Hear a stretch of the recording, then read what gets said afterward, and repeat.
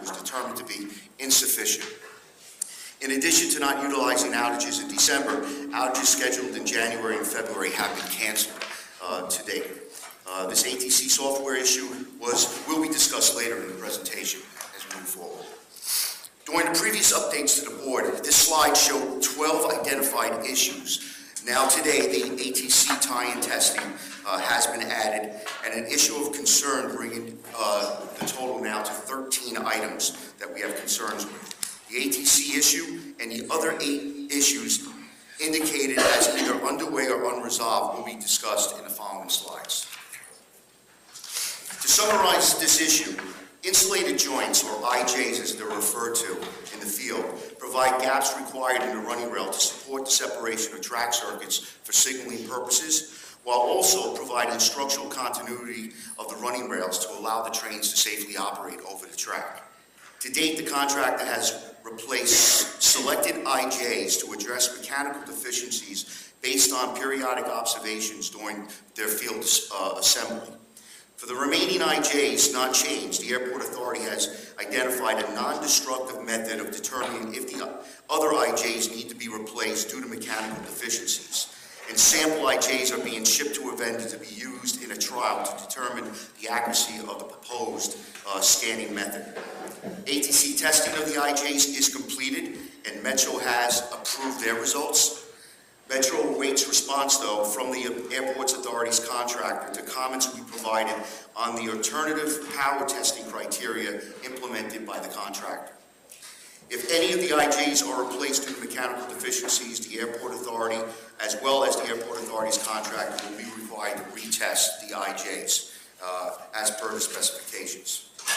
For clarification, the concern with the precast concrete wall panels at the buildings located in Dulles Yard is different in nature from the concerns with the concrete panels installed at the stations themselves. The issue of the panels at Dulles Yard regards cracking of the panels that the Airport Authority concluded resulted from a deficiency in the design of the panel connections, which restrained thermal and shrinkage movements of the panel.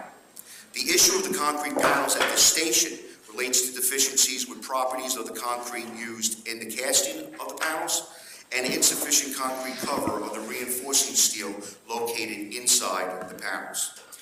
The Airports Authority is currently reviewing a life cycle analysis commissioned by their contractor in support of alternative remediation methods that would not require replacement or reapplication of the sealer. What they're looking to do is these cracks have not grown in size, so they're looking to correct the cracks, fix the cracks, and then apply a one-time sealer on the walls. We have and will continue to engage Metro's Office of Inspector in General to review any analysis of alternative remediation methods advanced by the Airports Authority, and we've been working with Renee's team hand in hand throughout their investigation. The Airports Authority's contractor reported completion of corrective actions to address a tight gauge condition at 39 of the number 8 switches in the yard. Metro is awaiting coordination by the Airports Authority for track access to conduct an inspection of the repairs made. We hope to get in there in the next couple of weeks. After the Airport Authority's contractor became aware of the issues with achieving standard cross-level tolerance at special track work locations, the contractor replaced approximately 250 of the switch ties that had the most excessive camber. Although there are switch ties that remain installed that have camber in excess of contractual requirements, an analysis performed by a third party confirmed that there are no structural or longevity concerns regarding the remaining camber switch ties. It is anticipated that the remaining switch ties that exceed the camber requirements would only be replaced if the replacement would contribute to the resolution of the cross-level issue discussed in the next few slides. Rather than being a deficiency of track plates themselves, it has been determined that the excessive curvature of the track plates and the corresponding gaps below the plates result from bending forces imposed on the plates by the track fastening system.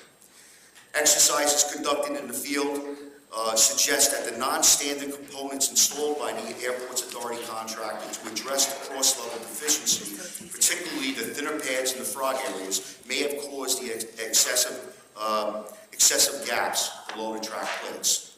If the excessive curvature and gaps at the track plates are not addressed as a result of the accepted cross-level remediation, Metro will require a remedy to eliminate those gaps that are large enough that could potentially result in fatigue failure of the plates themselves. As a summary of the issue, the contractor was not able to achieve compliance with the contract requirements for cross-level tolerance at the special track work locations. The contractor implemented a remedy that deviates from the approved design, including the use of thinner pads under the frog plates, thicker rail pads, and a variety of custom fabricated thicker guardrail plates in lieu of the specified 3/4 inch thick plates. So we have not accepted this remedy. The remediation implemented by the contractor introduces unnecessarily difficult and complex maintenance requirements and was rejected by Metro. In efforts to identify the root cause of the cross-level deficiency, the Airports Authority directed its contractor to hire an outside third party to conduct a tamping exercise at one of the special track work locations. Starting in December, systems were disconnected at the horse pen crossover to facilitate the tamping exercise. The outside contractor then removed non-standard track components installed by the Airports Authority's contractor and replaced them with the as-specified components in the contract. The outside track work contractor used tamping equipment and jacking techniques over the course of several days in an effort to achieve compliant cross-level. The Airports Authority has reported that, pending final survey verification, significant cross-level improvement appears to have been achieved at this interlock.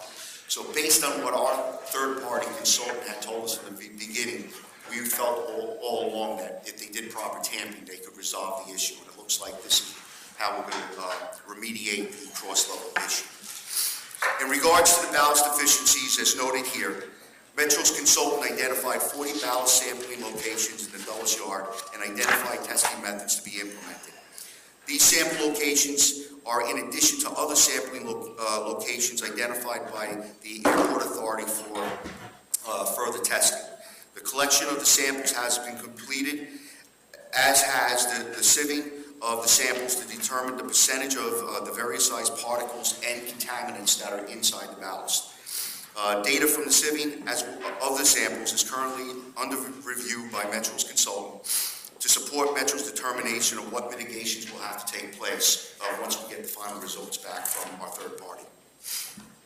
As a remedy to various deficiencies with the precast concrete panels at the grade stations, the Airport Authority's contractor applied 2 coats of saline sealer to all panels fabricated by the Universal Precast Concrete Incorporation. At the September 12th Safety and Operations Committee meeting, Metro's OIG reported after the application of the sealer, 20% of the samples tested by the sealer manufacturer had failed to achieve the required depth of penetration into the panels themselves. Using a revised application technique, an additional 2 coats of sealer was applied to the panels by the contractor. And at this time, I'd like to turn the mic over to Renee, who can give us an update on their investigation. Good morning. I'm Renee Fetlis, Deputy Inspector General with Metro OIG. So as Joe said, and when we were here last time briefing, we were advised that 20% of the cores tested failed to achieve full penetration. And as a result, that information was presented to our concrete expert who was here last time, and he recommended that in order to ensure that Metro catches any corrosion early on through cracks and water penetrating the panel, that inspections be done, visual inspections be done 3 months. And that's where we're still at this position right now. We haven't changed. Recently, we received a call or communication from the quality control individual who works for CRC. We had interviewed him one time, and he wanted to come back and provide more information. He and his attorney came to our offices this week, provided information Based on us doing our due diligence, we've then gone back to him, he and his attorney, and asked for some more information. We're waiting to receive that. We're in the hopes to receive that in the next week to take a look at that information. And it mostly involves statements made about the depth of the concrete. And so we've asked for information on every panel and what the depth of every panel is as we stand here today, information on what panels were scanned.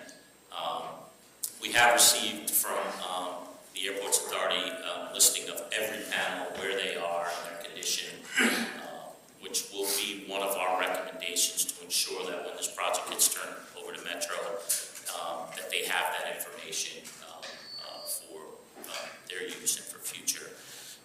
So we are in the process of writing our report. We have a draft pending. When we get that information from CRC, we're in the hopes to have a draft completed soon, and that's where we stand. And we're also looking at doing inspections of each of the panels to identify which panel has cracks as we stand today, but that will be outside.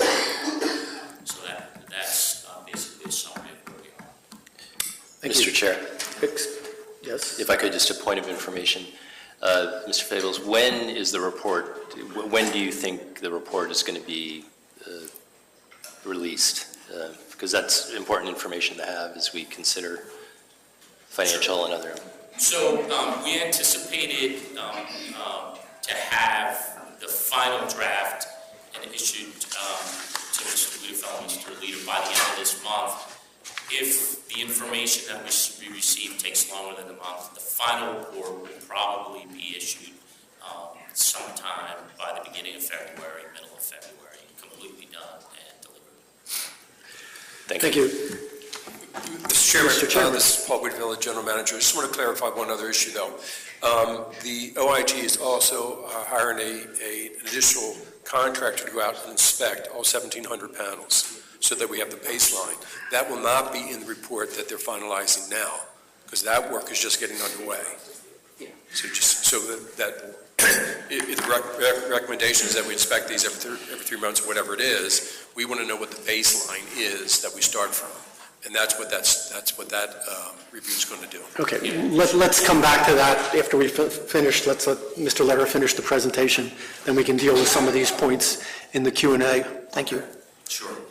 Software modifications are required to provide fully functional interlocking at the Wheeling Reston East, expanding from the current end-of-the-line functionality into accommodate interface with Phase 2 ATC system. If the new software has not been properly validated and safety certified prior to loading it into the existing system at the beginning of each shutdown for testing, there is a risk of residual negative impacts to the existing system when the software is removed at the end of the shutdown. And we've been working with M1 to get this documentation as soon as possible. In summary, the Airport Authority still states project substantial completion will be April of 2020. At this time, Metro cannot establish a service date target until all identified deficiencies are resolved, including this new area of concern, the ATC testing, and this, which we're waiting on certified software. Metro has also requested the Washington Metro Rail Safety Commission to conduct an extensive pre-revenue service review, including review of the known deficiencies identified by Metro already. And with that, I'll take any questions. Thank you. I'm sure these presentations by the Chief Operating Officer and the OIG, Mr. Pebbles, have raised a lot of questions, and let me start with two questions we'll explore, and then we'll just open it up generally since it's an information item. If you have questions, just raise your hand and I'll recognize you without regard to whether you're on the committee or not. First, on this issue that you just dealt in your last slide, slide 13, which was also talked about in slide 11 with this automatic train control validation verification issue. Could you describe that in a little greater detail? What exactly is it that needs to be validated or verified, and who's responsible for doing that? And where are we in the timeline of getting that validation or verification, which you which you need. Okay, so in the contract specs that were developed and given to MWAT from us, in there is language that talks about safety certification when it comes to software. We've been, within the last year, we've been reminding MWAT at some point we need to validate and test the signaling system, because the signaling system on phase 1 is different, it's a different manufacturer than phase 2. So there has to be a tie-in at the wheelie interlocking. So we've been reminding them that we need this certification, we need the documentation. We were told we would receive it in December, just prior to the start of the 55-hour general orders. They requested 13 weekends to do this work. The first 2 weekends were really to set up some equipment, so those 2 weekends were done. When we finally got the download of all the data and documents that we requested, ATC Engineering, which is now under Laura Mason, did a review of it and found out that the safety certification of the software was not included in the package. At that point, we made a decision not to risk anything, but to cancel the rest of at least December's 55-hour general orders and bring MWAR in with their contractor. Their contractor who performed or developed the software altered the software that was the base software from Alstom. Their feeling is that they don't have to recertify, and we're saying that you do. And we've directed MWAR that we will not perform any more testing until safety certification of that software is performed. We give them 3 options. They picked one of the options. One of the options is to go back to Alstom, who has the capability of testing it in their lab to assert that whatever we do by inserting these boards, on the weekends, removing them, we're not going to do anything to phase 1 of our signaling system. So that's where we are right now. We were being assured all along that they were working on it, but again, when we got the documents in December, the safety certification that was required in our specifications was not present. All right, so looking in slide 2 at the timeline that you presented at the start of your presentation today, so what you're saying is what was supposed to happen in, I guess, the third green block, static testing, hasn't happened yet. Static testing is ongoing because we can perform some static testing in other parts of phase 2. Dynamic testing has begun in phase 2, but we will not be able to complete everything until we have this tie-in performed at Wheelie West.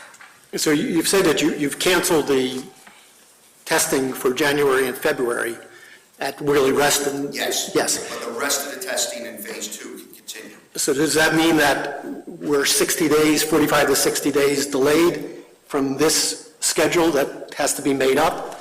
Unfortunately, I can't answer that because MY has not given us a schedule. We know that they've been in touch with Alstom. They're trying to develop a scope of work for that portion of the contract that we will probably award to Alstom. But we have not gotten the schedule. So when it comes to how much has this delayed the project, I don't know.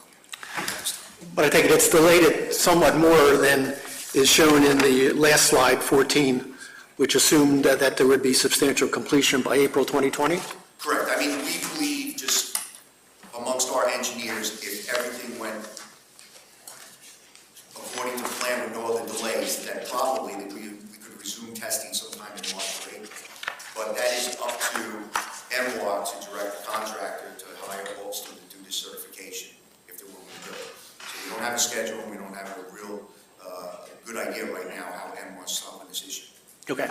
Let's then shift to where we began discussing with the precast concrete panels at the 6 stations. And I guess that's slide 12. And I guess, Mr. Pebbles, I guess as the general manager indicated, there's sort of 2 things going on that OIG is doing. One is the additional visual inspection of the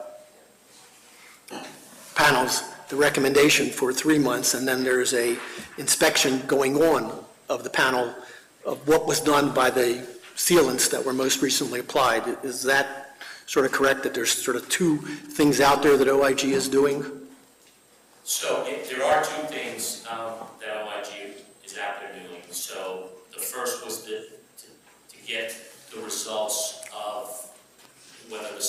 penetrated or not, get an understanding of where all the panels are.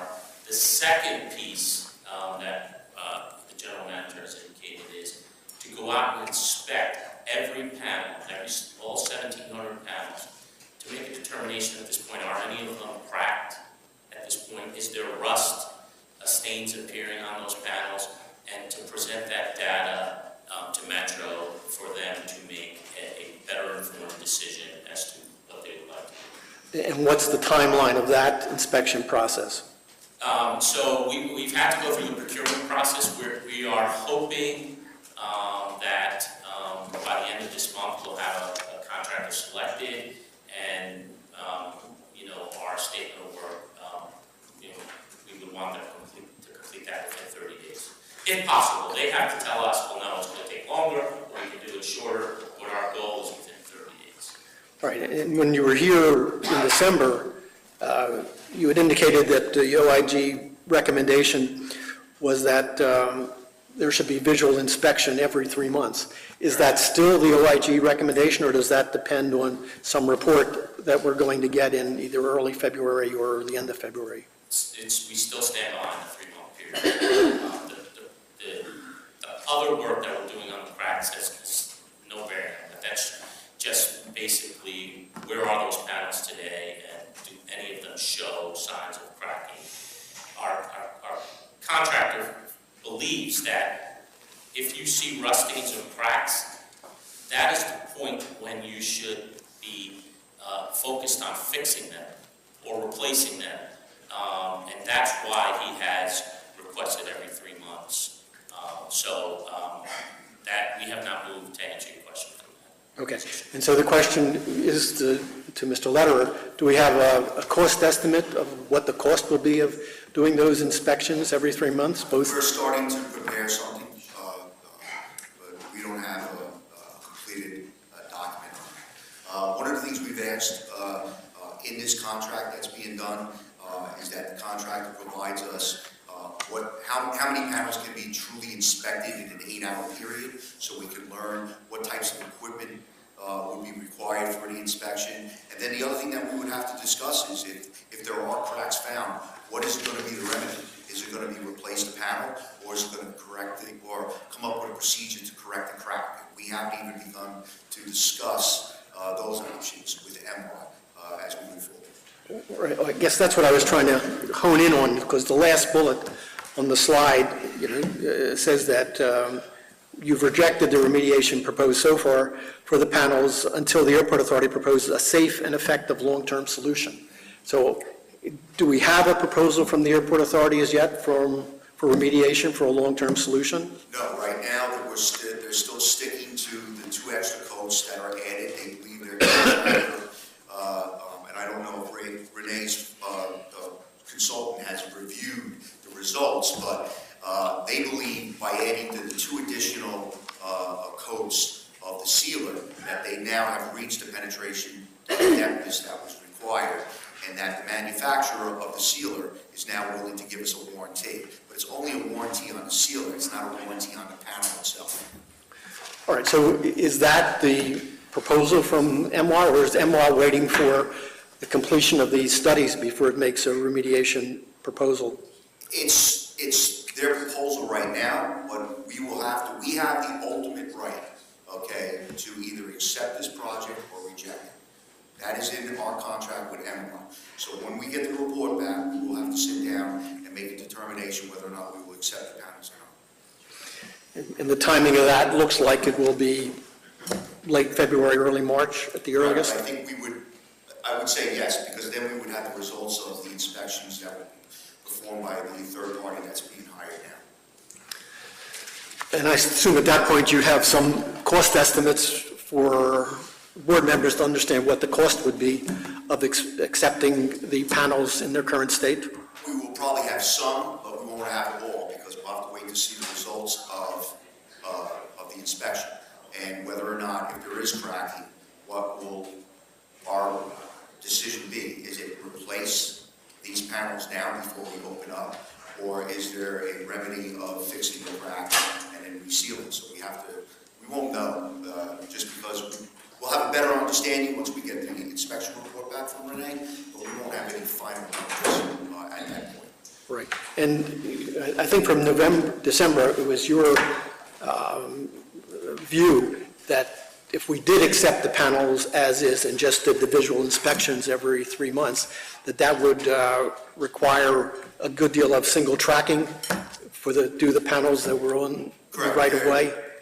These panels are located in different locations throughout the stations. Some are on the outside of the stations, some are over the trackway, some are over our escalators, so we have concerns, and that's why we're going to be interested to see how these inspections are performed. Because when the panels were installed, the escalators were not fully functional. Now we have fully functional escalators with these panels alongside, so how do we get up there and actually inspect them? So we're going to be really interested to see how Renee's consultant does this type of inspection. Well, I mean, it's certainly this board member's view that we'd like to understand fully the ongoing maintenance cost that would be incurred if you decide to accept the panels without total replacement, as to what the cost would be, both in terms of doing these kind of inspections every 3 months, as well as what the costs involved would be in terms of single tracking and the lost revenues that would be incurred in that kind of a exercise if you decide to go down that route, since we have to make a decision at the end of the line here. I think that all that information would be helpful to the board members in making that decision. All right, other board members, Mr. Letourneau? So picking up on that, so just by way of context here, is the concern with this the life of the panels? You know, do these have a certain life expectancy, like say 100 years, and it's believed that that is degraded by potentially some of these issues? So the design specs call for these panels to last 100 years. The issue is, because we've had aggregate use of this concrete from unapproved quarry, because there were issues with the water cement ratio, and because we have concerns of the depth of the concrete from the surface to the rebar, that if there were cracks that would happen, this sealer, while it did penetrate, will not protect water from getting in through the crack. And because now you have a closer distance, if it hits the rebar and reacts with the aggregate, it will cause an expansion of the rebar, which would then could cause a degradation of the panel. To what extent? I mean, I'm just trying to get an idea of the scope of the problem. You know, does that mean the life expectancy is X less, or we just don't know? We just don't know, and that's why we're calling for the 3 months. So that when you start seeing that corrosion, you can address it, you can fix it at that point. If Yeah. you wait longer than that, then you. The 3 months, though, seems very aggressive for a problem that you're probably talking about a degradation of 100 years down to 80 years or 70 years, as opposed to immediate. So could it be that upon inspection, that ends up not being necessary, and instead it becomes a yearly or something like that? I mean, is that, you just don't know yet? I don't think we'll ever know. I mean, you have to inspect these, and I would not want to stake anything on telling anybody, you can wait a year, you can wait years. You know, I'm standing behind what our concrete expert says, and he says 3 months would be the comfort point that he would have. Now, And that's based on his- Metro has had its own experts looking at this. Is there agreement between the OIG and Metro's experts on all of these issues? In this case, we've allowed the OIG to take the lead, okay? Of the 12 or 13 deficiencies that we've identified, Renee and I have worked out which consultants that I have will look at certain ones. When it came to the concrete panels, it was their investigation, and we're waiting for, we'll look at the recommendations from their concrete expert. Okay. So it seems like I'm stating the obvious, but it seems highly unlikely, given these issues, particularly the last issue, which I think may be the more significant one of everything regarding software, that we would hit substantial completion in April. And I understand that you may not be able to definitively tell us when that would happen, but it just seems like the circumstance of events that would have to occur to hit substantial completion in April would be extraordinary.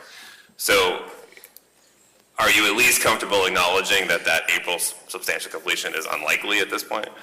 I'll just say that the April date is an M1 date. This is the Okay. one they provided us, and they're sticking to it. I kind of agree that, being the fact that we have not had resolutions to 9 of these issues, I think the April date is not realistic. But the April date is on which we're basing our October date for revenue and budget purposes. Correct. So it does impact I think at some point Metro should make its own calculation here because there is a budgetary impact to this. Thank you. Mr. Rouse? Thank you. So I'd like to jump back to the track real quick. And it sounds like, on the positive side, you're at least making some progress. I was a little worried last time we talked that we would find ourselves here in some sort of impasse on what the solutions might be. But given the amount of work they've done in the replacement, it sounds like with that 250 ties replaced, that's really gone a long way on helping resolve some of those problems. And I'm hoping that's because they were the bad actors that really needed to be removed from the track. But my main concern remaining there is that while tamping certainly always helps, if those ties still have some deficiency in them, unlike timber ties and other types of cross ties, you're going to have a very different scenario with ballast and concrete ties. Unlike timber, where you can actually get a little bit of indentation onto the timber from the ballast and it will help hold it there, concrete's just going to pound at that ballast. And so my concern is that although you may be within your tolerance or acceptable tolerance right now, is it going to stay there? And can you live with that in terms of maintenance?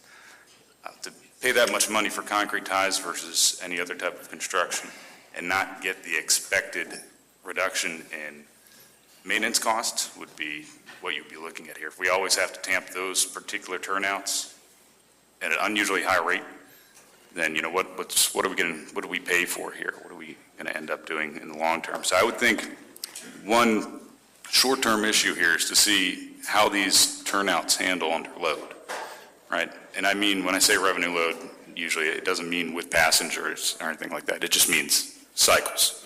You need to get axles over that, because that's going to start vibrating that ballast, and you'll see if you're going to go back to that natural state where that tie camber wants to pull those ties back to a different shape, or if you've really remediated the problem with these ties that you've replaced, and all of a sudden you're where you want to be. I don't know. I think you're going to need to do a little bit of work with the authority and them to see if there's a way you can monitor this and validate that that solution that they've come up with is one that's going to be acceptable for you long-term, particularly as it relates to your maintenance costs. No, correct. As we are looking at all the issues that could lead to maintenance issues in the future, surfacing is going to be one of them, because of the fact that every time you take that track out, especially a lot of these interlocking, we're going to need both tracks at the same time. It's going to be a costly effort. We will not only just be taking static testing, we'll also be having each car out there running to see what kind of deviations we're getting under load. But also, as they do the dynamic testing, we're going to have trains that are going to be riding over them. So, after we get the initial results from MR, we can go back in about a month or so and reevaluate what the cross level is to see if we're starting to get deviations. But it is something we're looking at long term, and making sure that there will be money put aside. Just checking for in those on the costs. rules, they change. And again, I think that's going to be essential, because it's one thing to say we made it, we got it into spec, but it's another thing to actually have it stay there when you actually start operating. So, could you go back to the ATC issue real quick, our other favorite topic? Did I hear you correctly? You said the third party had altered this offer from Alstom, Correct. and they didn't feel that it was necessary to recertify safety critical software? Correct. They felt the modifications they made to the software would have no effect, and we disagree with them, and that's what we instructed them on. There's no more testing until we have certified software. So they didn't write the software, they went ahead and modified it, and they don't feel that. I've never heard of that, to be honest with you, in terms of safety critical software, special and train control. Most of these companies follow a very specific process, especially when it comes to software, because it's very easy to make a mistake on the software side. So I think that would be essential. Now, my main concern there, though, isn't getting the validation done from a technical standpoint. Alstom and some of these other companies are very good when you can get their attention, but can you get the time of day in terms of their capacity? Most of these train control companies are very thin at the moment. Many of them don't have any software people to begin with because they're fighting for software experts against the Googles of the world and everybody else. And it's really hard to get and retain people that have that expertise. And with everybody fighting for train control engineers and software engineers at the moment, and time and attention from these suppliers, with positive train control and other efforts that are going on this year, it may be very difficult, and I think we need to be very realistic about whether or not we're going to get that attention from the supplier to get you those dates that we've been talking about here. So I think that's one thing we're going to have to keep a close eye on, because although it seems like a small lift, just getting the time and attention from the supplier may be a difficult task. So, and it's not something you want to skip on. It's certainly something you want to take your time and do it correctly. Definitely in agreement with you. That is one of the issues we're concerned with, when they can get it. Thank you. Mr. Bolger? Chair. Thank you, Mr. Chairman. Can we go to the last slide, please? The result from the Washington Metro Rail Safety Commission, I think Barbara sent us an email this morning, but I haven't had time to read it. Is that appropriate now to discuss what the Metro Rail Safety Commission findings are? This is Paul Wiedeville, General Manager. We just got the letter at 8:20. I don't think we should discuss it now until we have some time to review it. Okay. Thank you.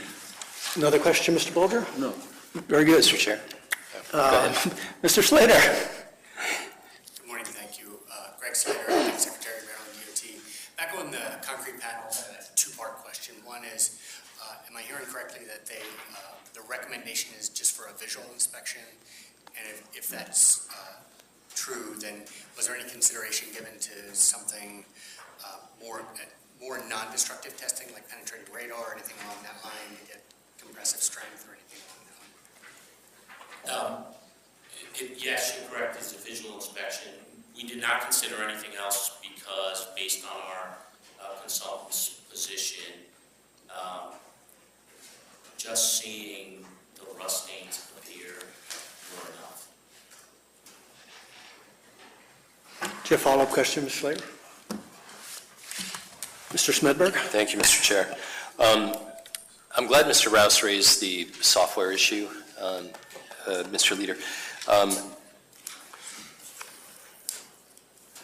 And something else you said in your presentation sparked my interest, and I'm curious how they're linked. You said the integration of Phase 1 and Phase 2 signal systems are different, or there's two different systems. How are we going to integrate those two systems, or how does that happen? And is this software part of that integration? In a system as big as ours or any other, you don't normally end up, especially when it's built out in different phases, to have the same signaling system. So this is standard stuff that will come up in contracts. That was some of the information that we were waiting for in December, was not only to get the certification of the software, but to have a testing plan, okay, that our ATC engineering group would approve. Okay, and we are working with consultants, and we have the plan of how they want to test it. We're set. We're fine with the testing plan of what they want to do. But what we're not fine with is we're waiting on this safety certification of the software. Okay. And also, Mr. Leader, are all the panels you're discussing here today in the various locations, are they all the same size? Are they all the same thickness? Are all panels equal, or do you have 5 different panels? Many different panels. Many different None panels. are, in fact, because of the issues that we have, we are working on the assumption that none of the panels are the same. That one is different from the other. But to answer your question, some of the panels have brick facade in front of them. Some of them are slanted panels. Some of them are toe kicks. Some of them are braided. Others are flat. So completely, they're all different. So following up on Secretary Slater's question, so how does that complicate or challenge you to come up with a recommendation to bring to the board about accepting this project? And how did that, and how does that factor into your report that you're going to be passing on to the board ultimately in February? So, core samples have been taken of all types, and so we received the results. So it's not difficult in determining whether the solution penetrated or not, which is what we have been looking for. This added work that we're doing with the cracks is very important because there will be an up-close visual inspection to determine whether they're cracks. And that is an important data point for Metro officials to make a determination whether they decide to keep them, remove them, or whatever the decision is. So it's not a difficult task for us because we've gotten to the inside, we've gotten the results. There have been many, many experts looking at this. And so, I think we will be comfortable when it comes down to our recommendation to inspect these every 3 months and make sure that somebody has the eye on the ball as to whether these things there's corrosion that has already occurred. Okay, thank you. Mr. Leader, as it relates to the track plates, are you looking for or trying to work toward a solution that would have some sort of standardization along the entire stretch of Phase 2? In other words, you don't want to have 50 different size plates to address deficiencies. And is some level of standardization even possible? Well, the tamping exercise that was performed at Horse Pen, they put back the standard plates that were specified in the contract. And it appears they're able to get the cross level that we requested in the contract, which is 0 cross level plus or minus an 1/8 of an inch. So once we can validate that Horse Pin came out the way MY and the contractor are saying the results that they got, our recommendation would be then to go back to all the interlockings, replace this, take out the modified plates, put in the standard plates as per the contract, and continue resurfacing the rest of the interlocking. But we're not there yet, so we have to make sure we can validate what they did at Horse Pen. But yes, we want to get rid of all the non-standard plates. We want to keep it standard. It makes it much easier in the future for the maintenance forces as they change rail, they change broken plates, that we don't have different size plates that we have to not only keep in storage, okay, but also, the case could be we put the wrong plate in on the wrong tie. So we want to go with standard plates. That's our goal. We think the tamping exercise worked, that they can go back, put in the standard plates, and resurface the rest of the interlockings. Okay. As it relates to the ballast issue, worst case scenario, I guess we would have to replace ballasts. How difficult is that procedure or process? It's not that difficult. They've already actually started working on that. What our consultant is doing is now trying to work and identify, okay, at this location, how far out do we go? Do we go 25 feet on each side of that location? Would that be considered a good parameter to use? So they're working to finalize their report and come up with the requirements that we can go back to MY and MY's contractor and say, here's the locations that are contaminated, and this is the parameters that we expect to be done. Remove the ballast, and usually it's done by vacuum trucks. Okay. And that's what they would do. Okay. And last question. Earlier in the presentation, you mentioned a March-April testing, or you referred to the time frame for March-April testing. What was that? If everything went well, and they could develop a scope of work, MWA's contractor with Alstom, okay, get that procured, get Alstom to certify it, and then get us the data. We probably need about 2 to 3 weeks, our engineering group, to review the certification. We think the earliest they could start probably retesting the wheelie interlocking is sometime mid-March, the end of March, or April. But again, I do agree that the resources of that portion of the industry is being tapped right now with PTC, and it may be difficult for Alstom to say, I can drop everything here and get this done. So we do not have a schedule right now from MWAT or their contractor as to when they think they would have the safety certification to us. And then again, we would probably need 2 to 3 weeks just to, with our engineers to go through the certification to make sure we're comfortable with it before we can start testing. And as it relates specifically to the certification or the willingness to recommend an acceptance, all these issues you're talking about, particularly the red items and possible fixes, do you think that these ultimate fixes for these things will meet the standards outlined in the contract? The minimum acceptable standards in the contract? I don't think they would meet the standards of the contract because there's deviations right now. Right. Because we have camera ties and stuff like that. We would probably have to accept, okay, that we would be accepting stuff that doesn't meet the specifications of the contract perfectly. And I think we can make that decision. I think of all the items that are underway or not resolved yet, I think for the most part, we have some acceptable solutions. I am still, not there when it comes to the concrete panels. I am concerned there, not only from what the inspection is going to reveal, as well as is it feasible to go on for the next 10, 20 years, every 3 months inspecting these panels. Well, as we've seen in the station renovation projects, what concrete and rebar and proper, Right. all the mess you can have there, so. So All right, I'm still out when it comes to the concrete panels. thank you. Thank you, Mr. Chair. Stephanie, good to be. Stephanie? No problem. So going back to the concrete, this is more of a general public understanding.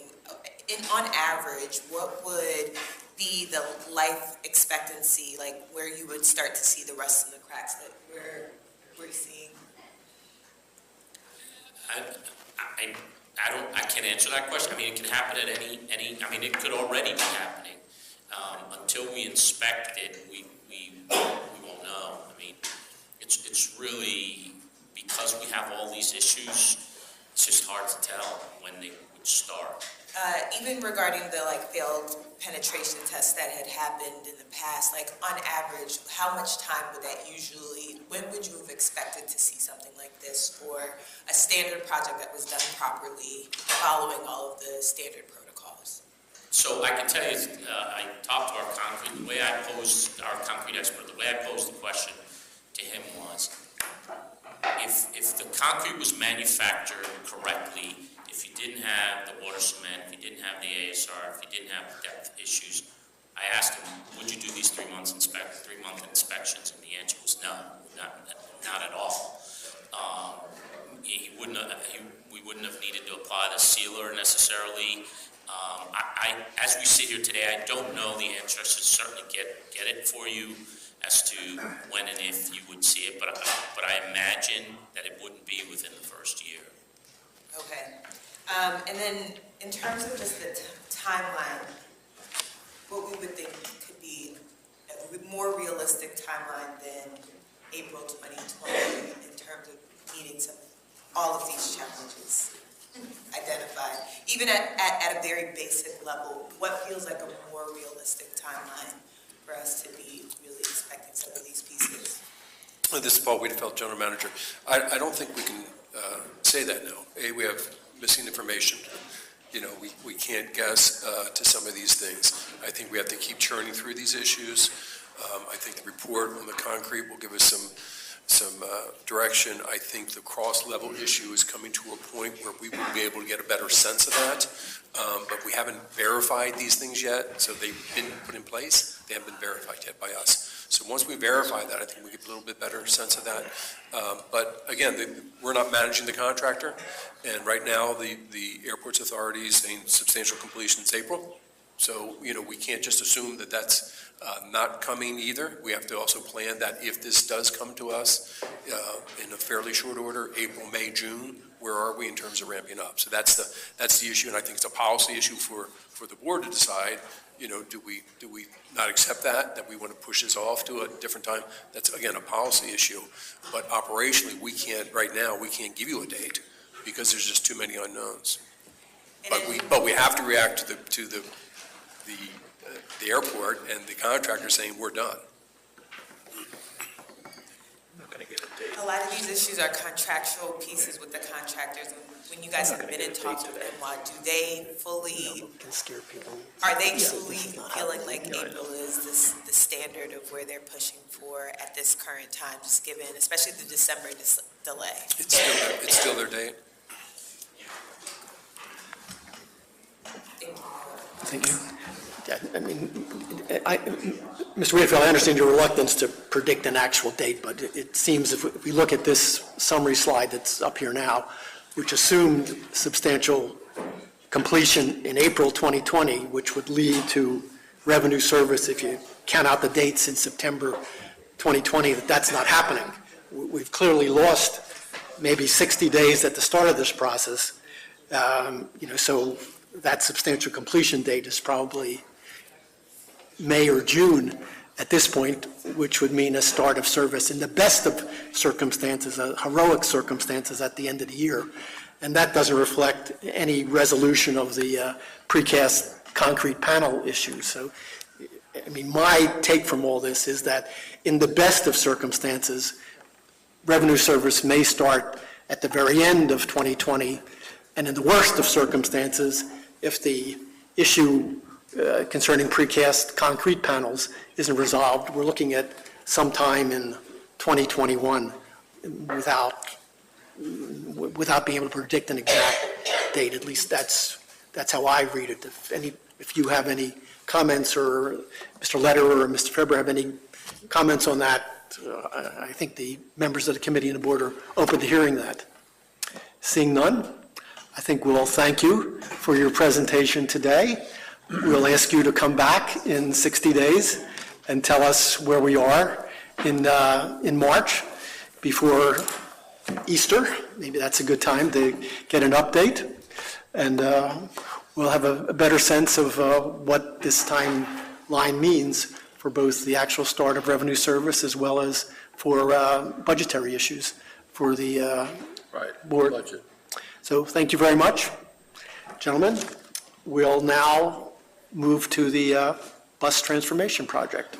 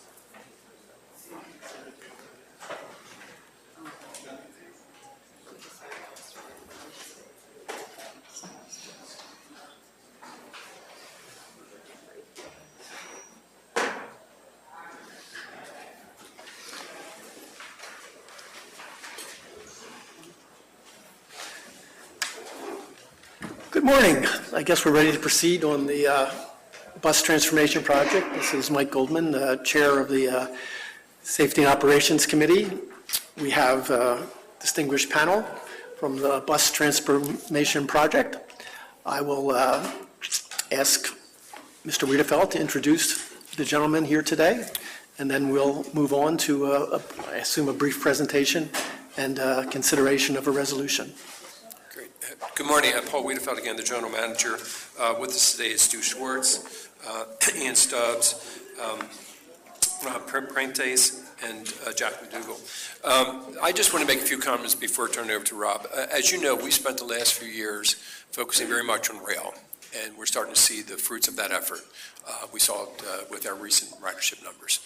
But I strongly believe that we need to do much, much more on the bus. It represents almost 40% of our enterprise in terms of passengers served daily.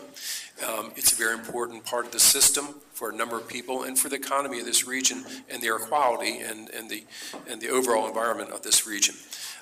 This panel, these members that are here today represent a much larger panel that have given their time over the last 18 months to wrestle with some very difficult issues.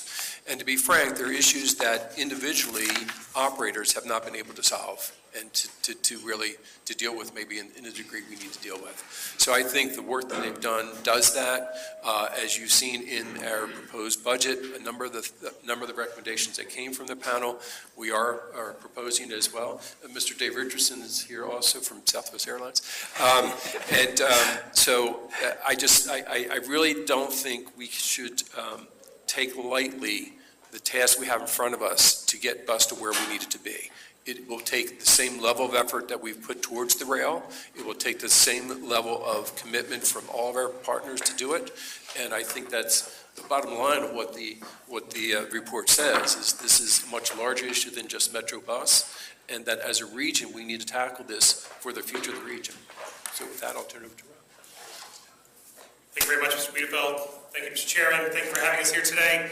Robert Puentes with the group called the ENO Center for Transportation, and I've had the honor over the last 18 months to chair this Executive Steering Committee for the Bus Transformation Project. As requested by this committee, we have returned to seek board endorsement on the BTS, the Bus Transformation Study, and its recommendations. I know Paul introduced everybody. Let me just take the opportunity to quickly introduce the other members of the Executive Steering Committee that are here with me today. David Richardson, the head of the DC office for Southwest Airlines, also serves on a commission that oversees the Port of Baltimore. Stuart Schwartz is the founder and executive director of the Coalition for Smart Growth. CSG, as you know, played a central role in the Metro Now Coalition to secure WMATA's first ever dedicated funding.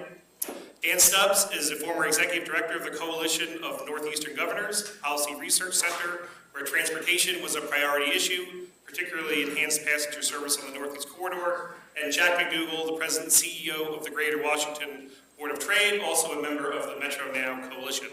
Bobby Cannon, the president of the 2030 Group, is a coalition of business leaders all across the region. I think he's on his way. He's stuck in traffic, so he should have been taking transit.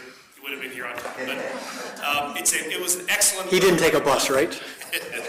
It really was a stellar group of individuals, as Paul said, really dedicating an awful lot of time and expertise to what we found was a critically important and nationally important effort. So I have been on many of these boards and task forces and coalitions before. I have never been on one where the committee was so focused on making sure this was not a report that sits on a shelf. We say that all the time, and then we forget it, and report sits on shelves. The committee members were absolutely focused on making sure that the recommendations and the strategy that was laid out in this report actually has achievable ways to be implemented. That was uniformly across the entire committee. So we're not going to go through the presentation today. The content of the strategy and the action plan is basically the same as it was last December. However, I do want to note that the presentation that's in your packet includes information to respond to some of the questions that the committee members had last time we were here.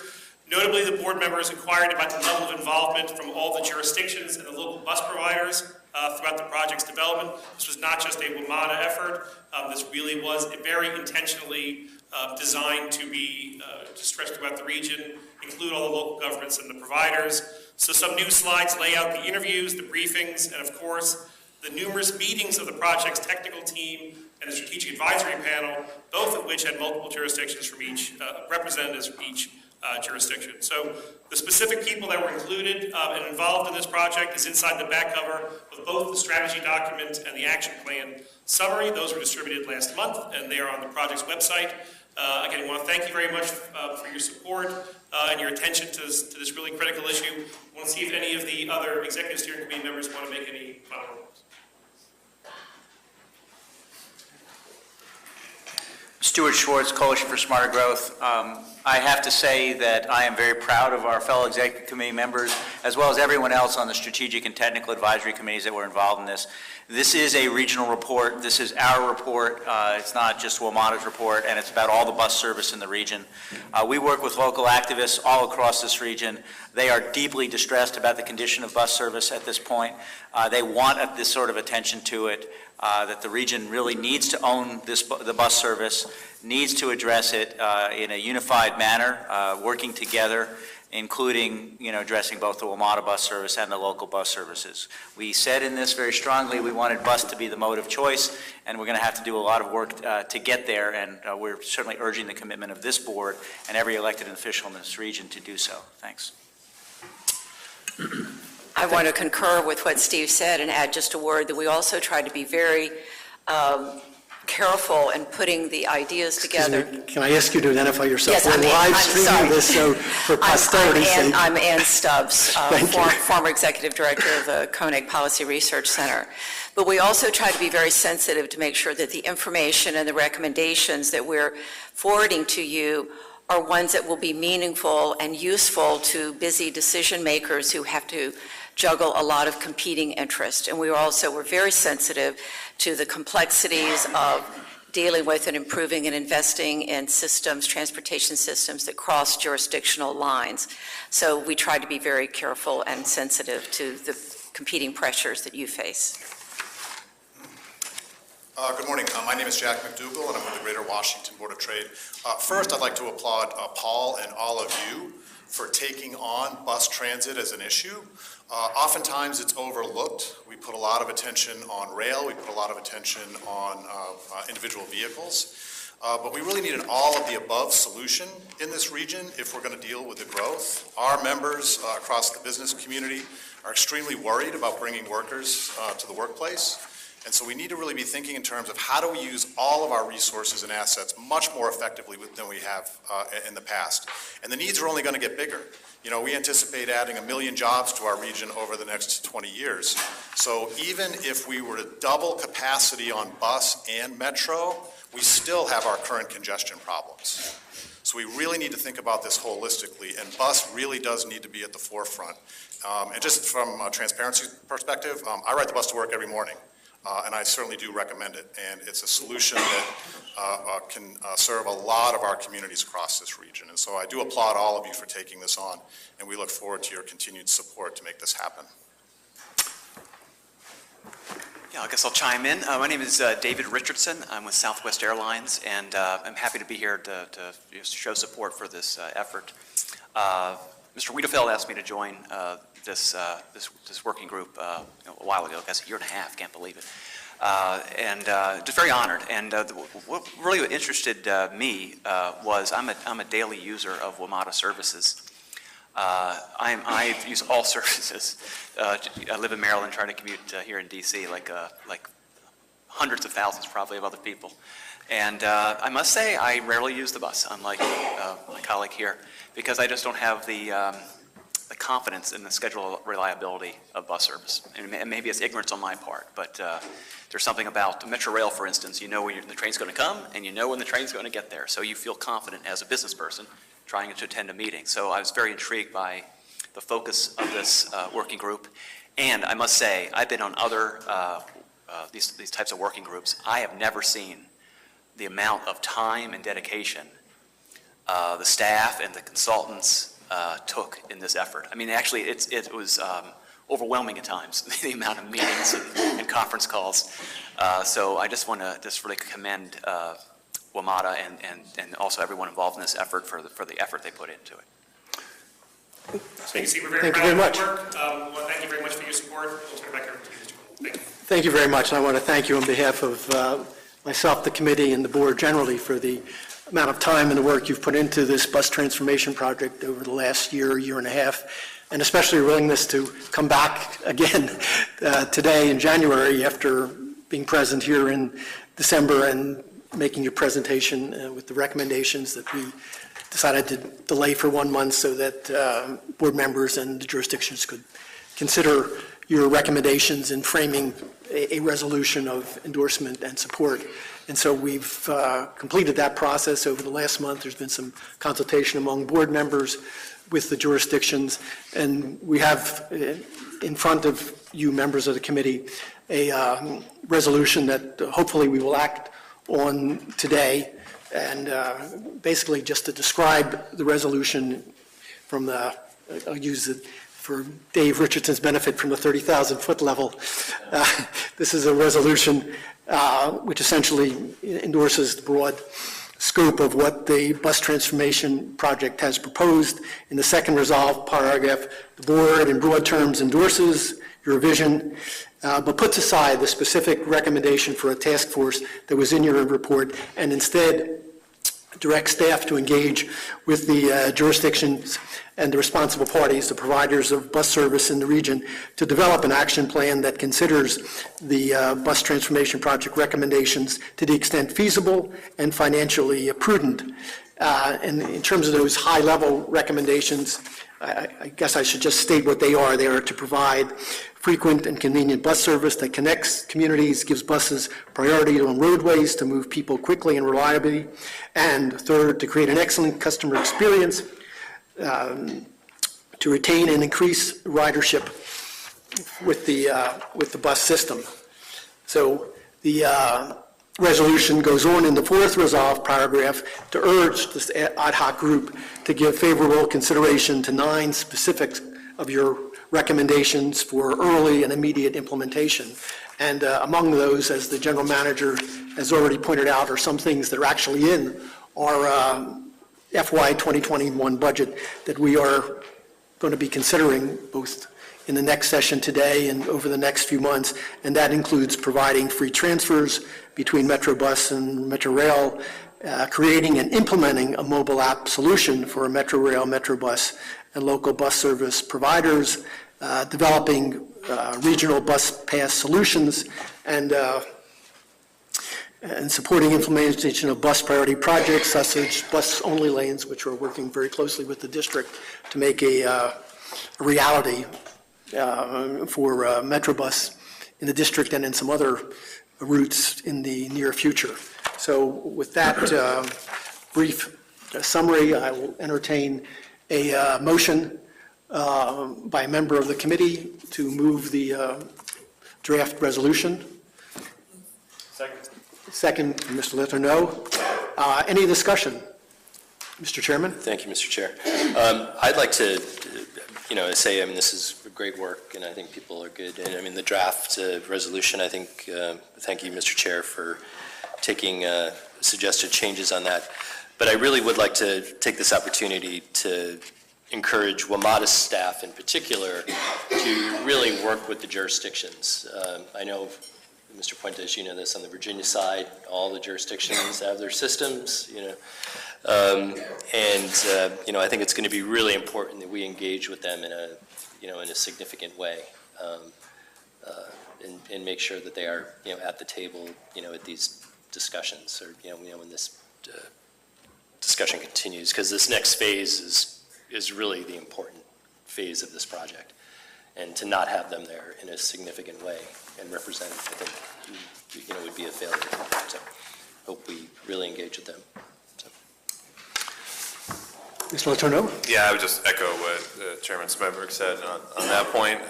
I think this discussion is a starting point, and it's a great starting point.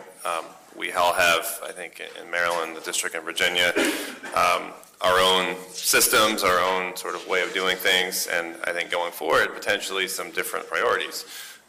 And so getting all those together in one way is going to be a challenge. But I think the framework is here with all this information and all of this input and all the work that was done to have a really good conversation. And I know, and certainly in Virginia, we're excited about some of the projects that we have, including a really good BRT project that's moving forward to try to make some progress on the overall quality of service. Stephanie? Stephanie Giddy. I also just wanted to personally thank you all for really, truly putting in the time that you guys have done. I think as someone who also uses the bus and has been a bus advocate, really thinking about the 600,000 riders who are using the bus every day, I think this is not just a benefit for the bus riders, but also the metro system overall, because we know that many of the bus stops are actually feeders to the metro system itself, Metro Rail. And I also wanted to commend you all for the diverse group of stakeholders and the constituencies that you were able to do the outreach to, both on constituency and income levels. And I'm hoping that as we develop out the action plan and really put that into implementation, that we'll continue to think about the diversity of our region and also an inclusive growth strategy that really incorporates the role of all of those who rely on Metro from an income and also a constituency baseline to be able to ensure that it is the number one mobility choice for the region, that people will be able to also see, as we've seen the increase on the rail side, that we'll see the increase on the bus side and being able to address the last mile challenges, and that both the staff and also the regional team will continue to really think about how we ensure that this supports our greater climate actions and many of our priorities, and just ensuring that this is the number one region for really seeing bus growth increase in terms of ridership. So thank you for all the work that you all have been able to do today. Thank you. Before we move on to a vote, I did want to take advantage of your expertise and ask you a question, because there was a story in the LA Times earlier this week on what LA Metro is going through, where they similarly, actually worse than us, have experienced a decline in ridership of about 25% on the bus in the last 10 years. And the story today, early this week, was a plan that LA Metro is putting forward to turn around their bus system, and the elements of that plan in 30,000-foot level, maybe this is a 40,000-foot level, include,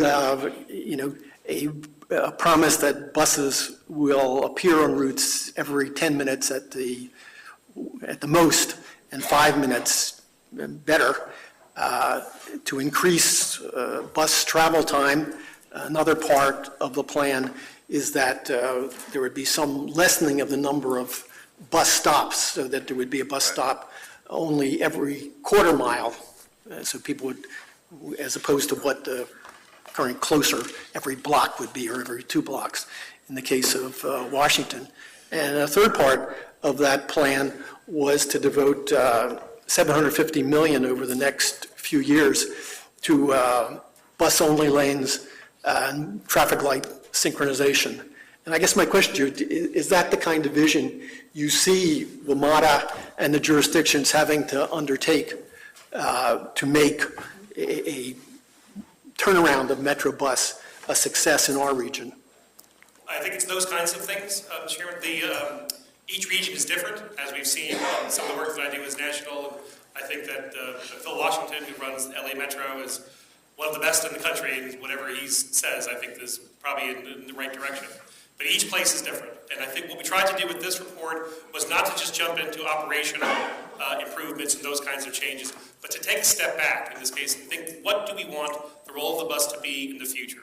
Transportation is going through a dynamic and changing time right now, right? There's lots of different providers, and there's probably no more complex governance structure anywhere in the country than here in the DC region. So what is applicable in LA may inform what we do here in Washington, but I think it's going to have a different flavor. But that said, I think some of those things that you outlined are in the right ballpark of what we would recommend. Specifically, what I was really trying to ask you is whether you thought that kind of capital cost of $750 million for bus-only lanes and traffic light synchronization is sort of in the ballpark. Obviously, that's not something that will be in the Metro budget. That would be mostly an expense that would be done by the jurisdictions, both the local jurisdictions and the state. But really trying to get a sense of whether that's the kind of commitment financially that it's going to take to make this successful and turn around Metro Bus in this region. I'm not sure about the financial commitment, but because of the reasons you mentioned, there's different jurisdictions here, different governance, but those ideas are the right ones, for sure. Thank you. Mr. Bolger? Thank you, Mr. Chairman. Rob, good seeing you. Stuart, you said you didn't want to report that would just hold a door open. So here's the question I have. How are we going to test whether we're making progress? What kind of metrics did you guys think about? Was it, 100 miles of busway, lanes, synchronous, whatever. Well, how are you going to get back to us about how the jurisdictions, because we don't run the road. We run on the roads, or the arterials. What is the metric that we're going to be looking at a year from now, 2 years from now? These are what we want the jurisdictional staff to help develop, because we do need to measure progress in order to figure out if we actually are making, because the recommendations in here are bold, and the things that we're calling for are pretty bold. and we need to figure out if they're actually having some progress. So we definitely need to develop those metrics, and we need to hold the region accountable for meeting the goals that are laid out. So I think all that still needs to be developed. That's really kind of the role of the jurisdictions to figure out what we want the bus service to look like, but that accountability, metrics, and measuring progress has to be a part of this effort. Well, who's going to do that, Rob? Who would do that? Who would be responsible for that kind of measurement? That's a good question. Stuart? Well, I know it's sensitive, and we reached consensus here, obviously, on the task force, but that was one of the reasons why we wanted to have a set of regional champions whose prime focus was the bus and tracking this sort of progress. In the absence of that, certainly we can there are metrics suggested in the report, and, from a staff perspective, they can report to you and the jurisdictions on how we're doing in various metrics. They can negotiate with NVTC on what those metrics might be in Virginia and with their counterparts in Maryland. At the same time, rather than sit back, a number of our groups that sort of served on this committee we're already working together under the Metro Now Coalition that won the first ever helped you all win the first ever dedicated funding for Metro. And that's the Board of Trade, the Greater Washington Partnership, the 2030 Group, the Coalition for Smarter Growth, Federal City Council, and the Northern Virginia Chamber of Commerce. And rather than sit back, we're going to do our own report cards, and we'll be tracking the metrics. And we've set some goals in our analysis for some of the priority policies like dedicated bus lanes, route network redesign, fares, and other things that we see as priorities. So we're not going to let this drop. And I want to commend the business community. I don't know of any other region in the country where major regional business umbrella organizations like this have made the bus their top priority. Not some sexy light rail project, but the bus, and the bus for everyone that everyone needs to use here in this region. Thank you. For purposes of the record, that was Stuart Schwartz, for posterity's sake. All right, so just to sum up procedurally, we're now going to vote on this as the Safety and Operations Committee, and then the Safety and Operations Committee will move it forward, assuming it's approved, to the full board at today's 1 p.m. board meeting, when all board members will have an opportunity to vote on it. So having said that, and since we've had a motion and second, call the question. All in favor of the draft resolution on the bus transformation project signify by saying aye. Aye. Aye. All right, any opposed? Hearing none. Any abstentions? Seeing and hearing none. The bus transformation resolution of this board is approved and will be moved for action by the full board this afternoon. Thank you very much for everything. Thank you. That completes the Safety and Operations Committee meeting for today. Mr. Chairman, am I supposed to give the floor over to you? Okay. The next thing will be the Finance Committee meeting shortly. Tom, you're up. Tom.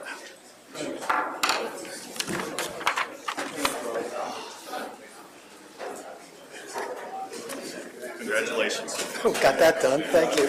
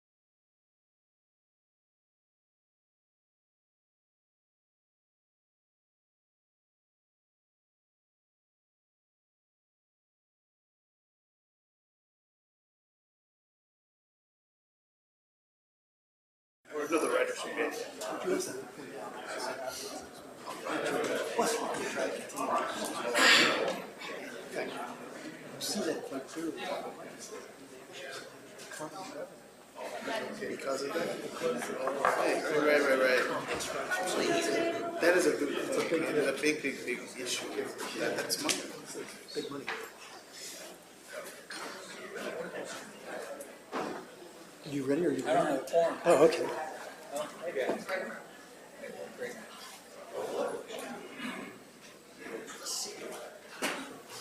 Yeah, listen, DC in Maryland. Oh, you are?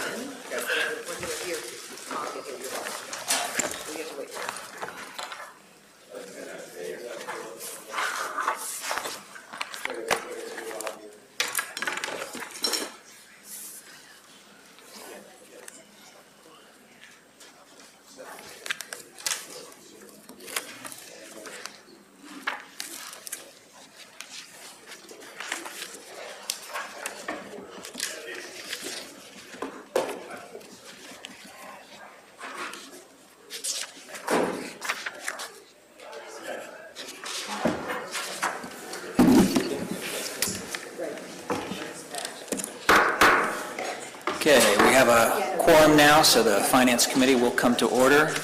Chairman Steve McMillan for the benefit of the streaming public. Order in the room, please.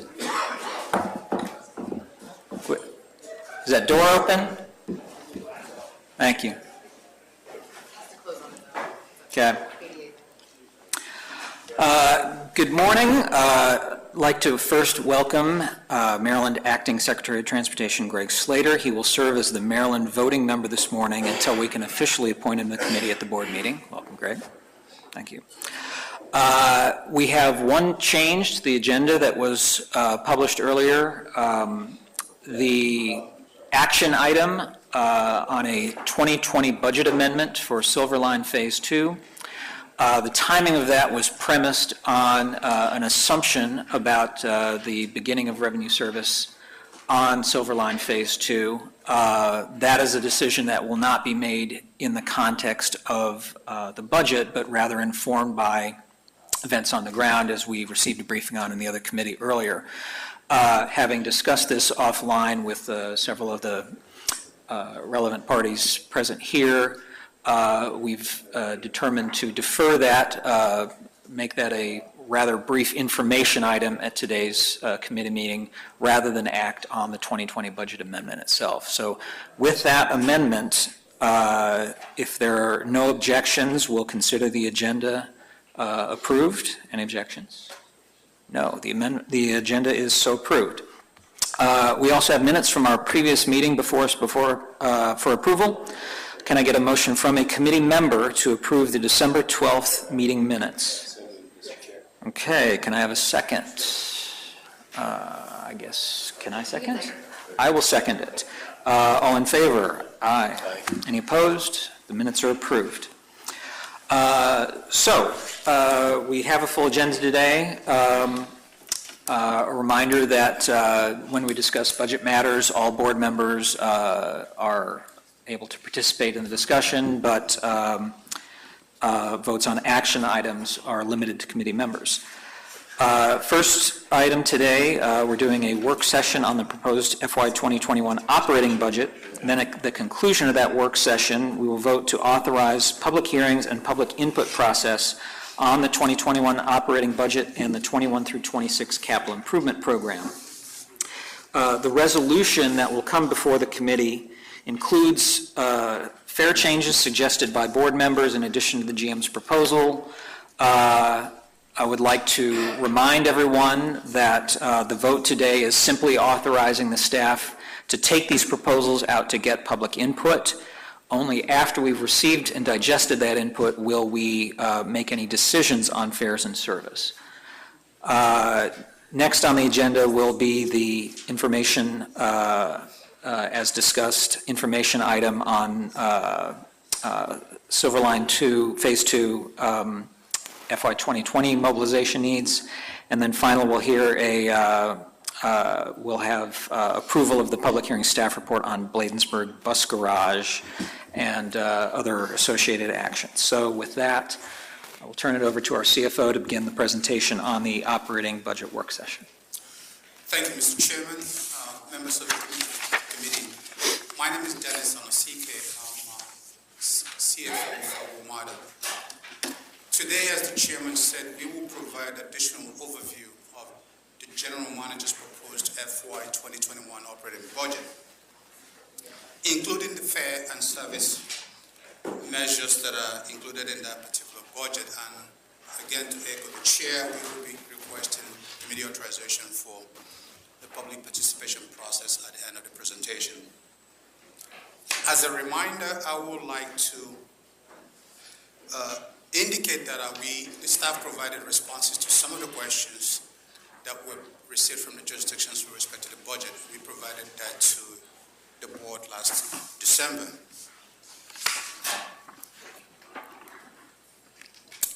And as we noted last November, the proposed budget for 2021 is based on Metro's safety, reliability, and fiscal accountability agenda. And similar to the capital budget priorities that Tom discussed with this committee in December, the operating budget is designed to enhance Metro Rail and Metro Bus services, to improve fare options for riders, to encourage off-peak fare travel, particularly for families, and to increase operating efficiency at Metro.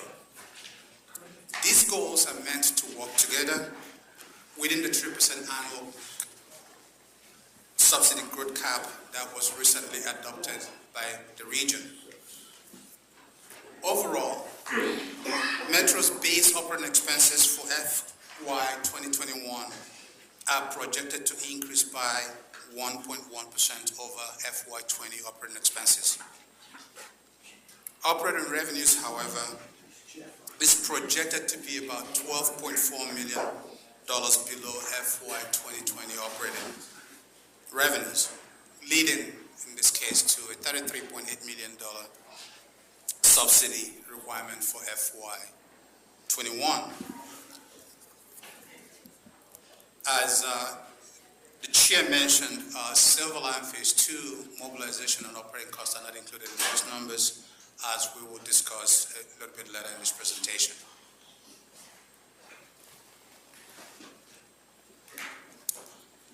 Slide 5 walks through how Metro developed its FY 2021 capped operating subsidy, starting with the FY 2020 subsidy of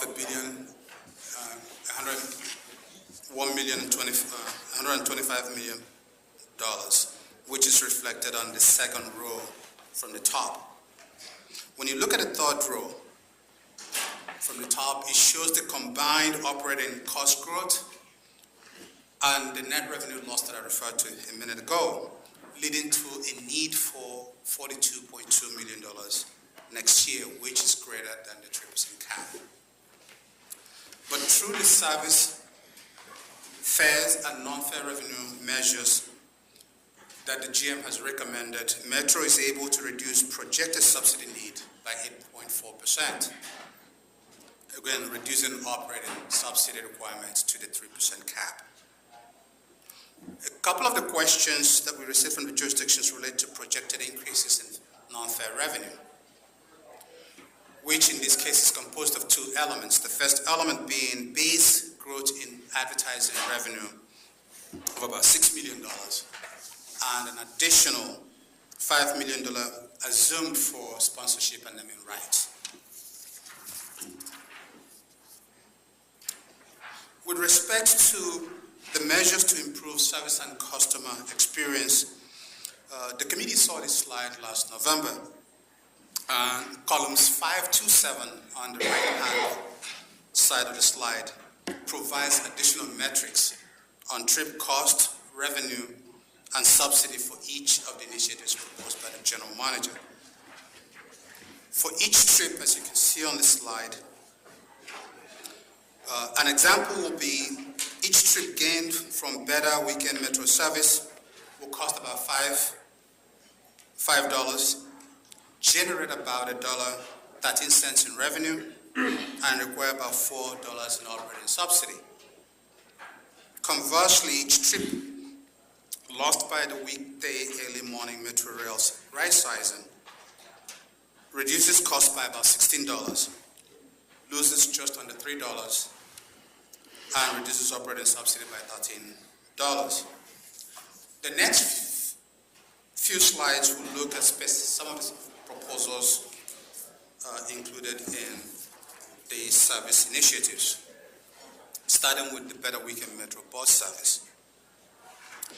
This particular measure enhances weekend Metro Rail service on 14 bus lines by increasing Sunday service frequency on 7 lines to match their Saturday service levels. Riders on 7 additional lines will also see improved frequencies on both Saturday as well as Sunday. And this particular measure is expected to increase ridership by 700,000 trips a year. Metro Extra Service Enhancement will extend service hours on 4 routes in the District of Columbia, the State of Maryland, and the Commonwealth. This service enhancement is projected to increase bus ridership by 800,000 trips a year. And in response to changes in Metro bus ridership over the last 3 years, as well as the goal to ensure that Metro stays within the 3% subsidy cap, the GM's budget recommendation reduces overlapping and low ridership routes across the system. The right-hand side of the slide shows the grouping of these adjustments in 3 broad categories: overlapping and redundant routes, low ridership routes, as well as frequency span and efficiency adjustments. The committee may recall that last November, the GM's original proposal focused almost entirely on eliminating low-performing routes. This recommendation is much better for Metro riders because it minimizes impact on riders by first looking at routes with multiple transit options before focusing on low-performing routes.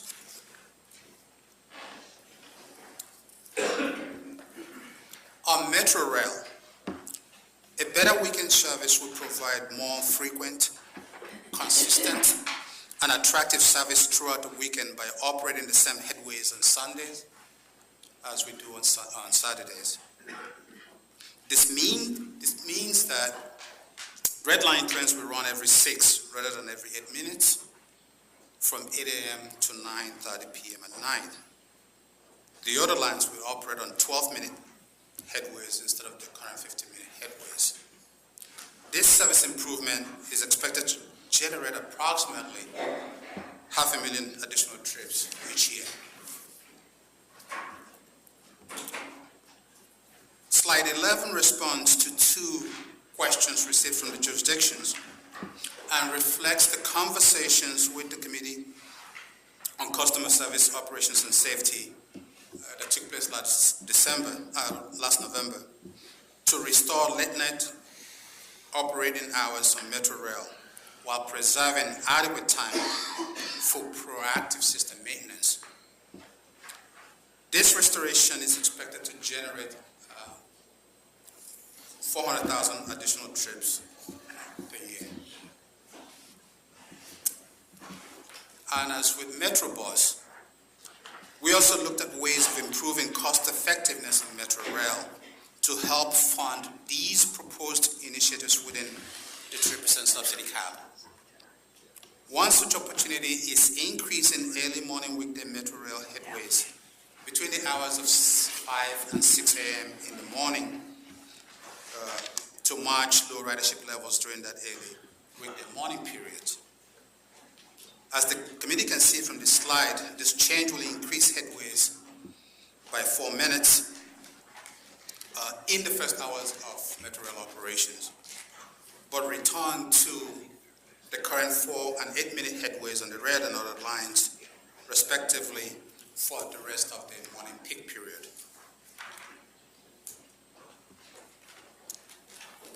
We received several questions on fare changes recommended for fiscal year 2021, which, as you remember, is designed to speed up service, encourage off-peak ridership, and help Metro reduce operating costs. The committee will recall that Metro added an unlimited bus to all Metro Rail passes last July.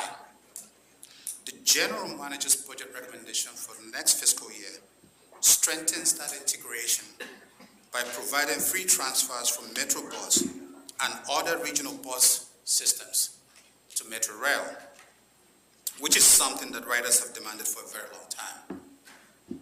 Other elements of the fare changes include a 10-cent peak base fare increase, a $1 increase to the max fare, a $2 weekend fare, and a 20% reduction to the 7-day bus pass price to encourage ridership on bus.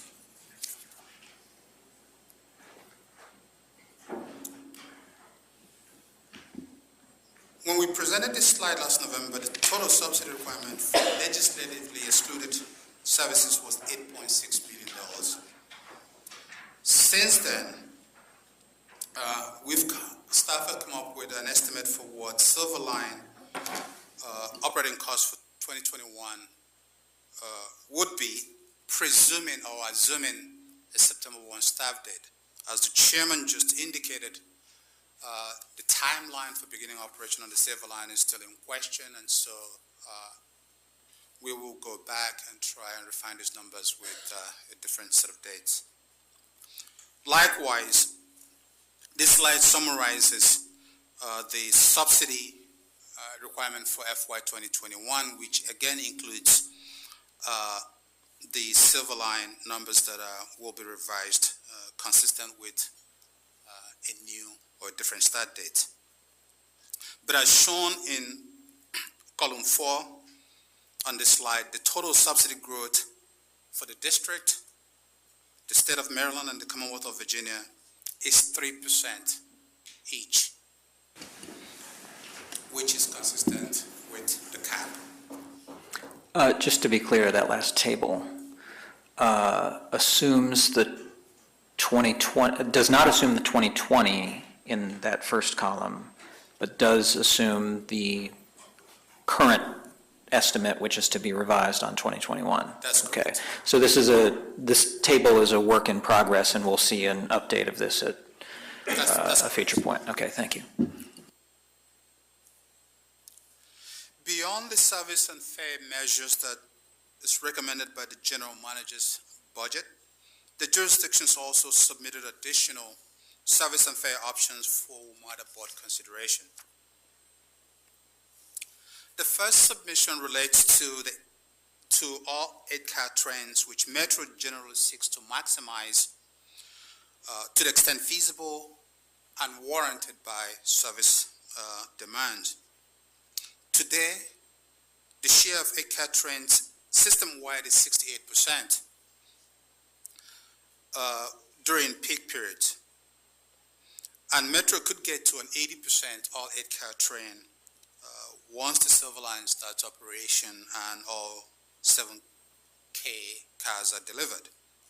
However, achieving 100% 8-car train operation is not expected in the near term due to a couple of factors, including rail car availability, storage, maintenance, and traction power requirements. The proposals on slide 18 will increase peak base fares by 25 cents rather than the 10 cents recommended by the General Managers, and increase the max fare by 50 cents rather than the $1 recommended. As previously mentioned, this committee is aware of what surveys indicate regarding the sensitivity of riders in the peak and within the core, as well as long-distance riders. But those will come as a result of additional public hearing and equity analysis that will be provided to the board. The weekend flat fare, which is designed to promote weekend travel for families and groups on Metro Rail, received two alternative proposals that are at least 25% higher than the general manager's proposal. Both price points will make some trips more expensive during peak periods. For example, at $2.50, 51% of weekend riders who currently pay less than $2.50 will see a fare increase. And at $2.75, about 63% of current weekend riders will see a fare increase. This slide describes surcharge proposals on late-night Metro Rail service, Metro Extra, and Dulles Airport Station, as well as their projected revenue impacts.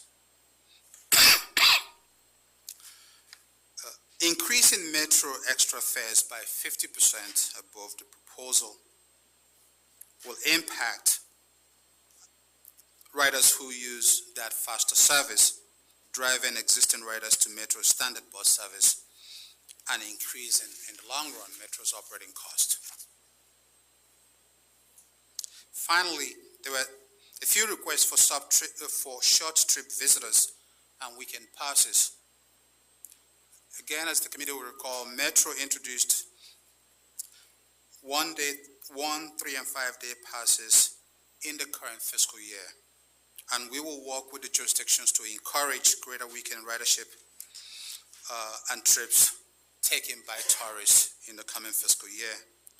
We are also very interested in making all passes available for use on regional bus transit systems and share the revenue on a regional basis.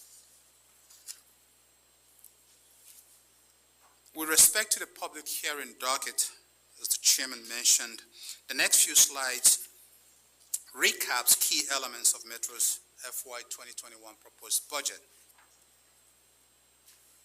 The first element is Metro's proposed 6-year capital investment program, which is summarized by major program categories and applicable funding sources on this slide. The next element is the service and customer service improvements recommended by the general manager, which we just followed by the fare enhancement options recommended again by the general manager, both of which we just discussed. And finally, slide 26 reflects the additional fare and service options requested by the jurisdictions. Consistent with Metro's public participation process, staff will conduct a public engagement effort and hold public hearings on the budget in the district, the Commonwealth, and the state of Maryland. Feedback gathered through this process will be provided to the board as part of its deliberations on the proposed budget. And assuming committee and board authorization of a compact public hearing, this slide shows the current timeline for completing Metro's FY 2021 operating budget process. With that, Mr. Chairman, staff recommends approval of the resolution authorizing a compact public hearing for Metro's FY 2021 budget. Thank you, Mr. Hanasaki. What I'd like to do is get the motion out of the way and then get into discussion here. So could I get a motion from a committee member to approve the resolution authorizing compact public hearings and related public presentation on the proposed 2021 operating budget and 21 through 26 capital improvement program? Mr. Chair. You have a second. Thank you. So now, discussion and commentary on the presentation. Anyone seeking recognition? Let me start with Mr. Bulger. Thank you. Thank you, Mr. Chair. So the bogey here is the Silver Line Phase 2. You're going to get back to us with a different number, right? That's correct. Okay, so the last time we had a Silver Line Phase 2 startup, I can't remember exactly when that number was given to the board, but it seems the new number that you had on that slide, it's gone up by 50%. roughly? This is the first time, Mr. Borgia, that we are sharing numbers on Silver Line Phase 2 operations. There's been some conversations in the past with respect to mobilization fee, and the general manager committed to underwriting $36 million of that cost for mobilization. Yeah. Right, and so those are, you're right, those are different numbers, but this is the first time we are. Well, the number I remember for Phase 2 was like in the high 40-some million. Now we're up over 100 million.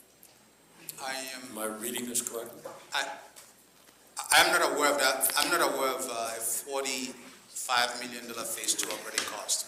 Tom, I'm recollecting numbers in that range, but I think that was, again, a partial year mobilization number, and that larger number, which again is subject to revision, includes a 3/4 of a fiscal year of full operation. So, yeah, that may be apples and oranges there, but yes, it's a substantial cost for sure that. Mr. Letourneau. So just to confirm, we will have a separate discussion after this on Silver Line Phase 2? I would leave it to your. Okay. If you want to start it now, we can reduce the size of the information. Okay, well then, yeah, and I've got a number of other questions, but on Silver Line Phase 2, I do appreciate that you're coming back with updated numbers. Our calculation, particularly on the revenue estimate, is that it is very, very low. And I certainly understand the need to be conservative and understand that in Phase 1, estimates exceeded what actual was, but a $5 million revenue assumption would assume that nobody knew in Loudoun County was going to be using the Silver Line, which, given the vote that I cast 8 years ago to opt into the Silver Line, I certainly hope that is not the case. So I appreciate conservative numbers, but I think more realism on that, particularly on that revenue side, would be needed.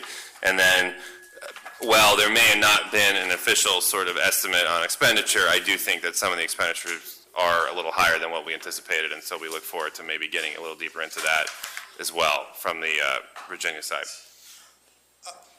Thank you very much for pointing that out.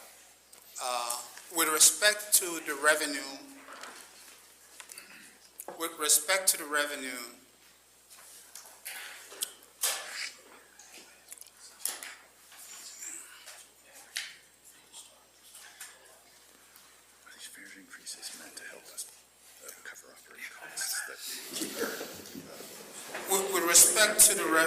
proposal, which is $5 million for FY 2021 for 9 months of operations. You've pointed out accurately that the performance of both ridership and revenue for Phase 1 was way below the projections going in. So, and we expect a similar trend this time. So what we did was to go back to the FY15 time period with respect to Phase 1 to look at the actual revenues and ridership for them, and then use that as baseline going forward. When you do that, you come as we've shown on this particular slide, you can see that the ridership for a 9-month period was about almost 3 million trips. Now, if you start from that point and adjust for current conditions, what you will see is that the degree, and this is based on both information from COG, the level of land use development that was anticipated actually has not. It's lagging. That's one.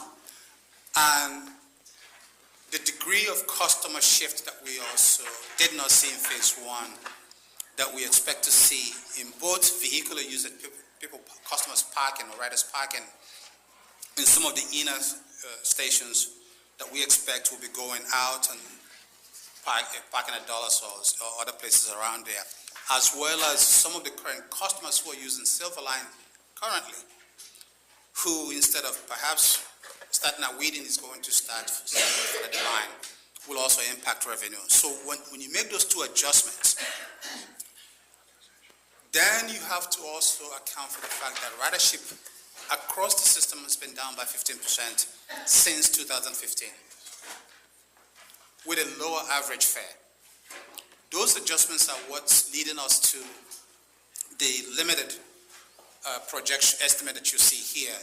This was not an attempt to undercut the revenue projections. It was really a serious effort to make sure that we are being responsible to this board and to the region in terms of what we assume for purposes of constructing. And I do appreciate that, but the Phase 2 stations have collectively 10,000 new parking spaces being built. And there was a science that both Fairfax and Loudoun County used to estimate demand and determine the number of spaces that would be needed, that we can, have a deeper discussion about. And obviously, I'm very familiar with the land use development that's occurring, but I will say, for instance, does the model capture the fact that U.S. Customs and Border Protection is phasing 3,700 new federal jobs into the Ashburn station at some point in 21? Are those type of micro things actually calculated? Because, that wasn't necessarily showing up as a land use because it's an existing building, but it's occupying space. So I'm just not sure that all of those things have been accounted for, and I think it would be beneficial perhaps to have a discussion, particularly with the jurisdictions who are on the ground in the Phase 2 area, to better understand what's going on and what we were seeing. Let me move on to a couple other issues. I don't want to monopolize time. We don't have to necessarily get deep into it right here, but we are trying to better understand how Loudoun is being included in the cap-based subsidy growth. We had a formula, and we understood that, but now because of the 3% cap, things have had to be altered. I won't share my opinion on all that 3% issue, which has caused a great deal of consternation for all of us in Virginia, but it is what it is. It would be helpful for us to have a deeper discussion about exactly how that's being calculated, specifically to see the subsidy calculation spreadsheets and the bus regional and non-regional calculation spreadsheets, that we could review them. So if we could follow up on that, that would be helpful. Could we also have, there's very helpful ridership and revenue and cost estimates on a lot of those proposals, but there wasn't one on the 1 and 3 day short trip rail passes. You covered it kind of at the end. Is it possible to get those numbers for the 1 and 3 day short trip rail passes to help us see what those impacts would be? So I believe what I said there was that we will work with the jurisdictions to develop those passes. Well, yeah, but I think what I was hoping for was to be able to see, similar to what you've done on the other proposed changes to the fare structure, to see how those, what the projections are for those passes. We anticipated with increased ridership, for instance. Yeah, but we will share all available data with you and with the rest of the jurisdiction. Most of those we've already shared with the J. Yeah, there were slides, I think you all saw, there were slides on everything but that. So I don't know if that was because it couldn't be calculated or it just wasn't, but it would be helpful to see those things. Are the changes that result as a result of the 21 CBA built into this budget? Yes. Yes? Okay, good. Do we anticipate, and this might be more a question for the chairman, any additional operating budget work sessions, or would this really be it? No additional work sessions. There'll certainly be ample opportunity for some of these conversations with our partners in the region on the technical level, and certainly we'll have the opportunity to debate the budget before it's actually adopted. Okay. And we are going to be adopting later today at the Metro board meeting as well, this. That's correct. Since I we do shifted have some, one meeting this month, yeah, we can. I do have some comments about some of the specific docket things, understanding they're all moving forward, but I do need to express the opinion of Virginia on a few of these issues, particularly the Dulles surcharge. I'm not going to do that in this meeting. I'll do that later at the board meeting. Thank you. And as you intimated, the purpose of our vote today is to extend the dialogue on these proposals, notwithstanding that some board members have very strong opinions about some of them. Okay. Thank you. Thank you. Any other Board members seeking recognition? No. Mr. Chairman. Oh, Yep. okay. Shoot. Mr. Smedberg? Yeah, Mr. Aniseki, I did, just a general question. The original estimates for cost of implementing Phase 1, or Phase 2, I'm sorry, I think it was back in 15 or 16 time range. Why have they increased so much from the original estimates? I am not aware of what the precise numbers are, but if, to the extent that they've increased, I will assume that this is a function of both the labor cost, which, as you know, is 70% of the operating cost. The fact that there's a yard at the end of the line compared to Phase 1, which had no yard. And as the two primary drivers for any increase in cost that you may have. Okay. All right, thank you. Thank you, sir. Mr. Goldman? If I could, Mr. Chairman, just, Follow. I mean, I'm assuming at that time it was a projection, and now we're based on, real numbers. Yeah, no, So guess it's better I represented. I understand that, but I just wanted to sort of get that out there, that's all. That's why I said it was a general question. Okay, Mr. Goldman? Thank you. Mike Goldman from Maryland. Maryland advanced a number of proposals for consideration in the public docket, and I just wanted to explain the purpose of many of these proposals is really to address two problems, concerns that we have with the proposed budget. The one is the maximum fare, which proposes a $1 increase over the current up to $7, and we think theoretically that should be reduced to no more than $6.50 to encourage those riders to stay on Metro Rail and not go back to their cars because of the impact that would have on traffic as well as pollution. Second concern is the $34 million of savings, alleged savings, that's in the budget reflecting these 29 routes which are described as either low ridership or redundant. And I think there's a good deal of concern among the jurisdictions in Maryland, and I suspect in Virginia District as well, that many of those routes will be ultimately retained in a final budget.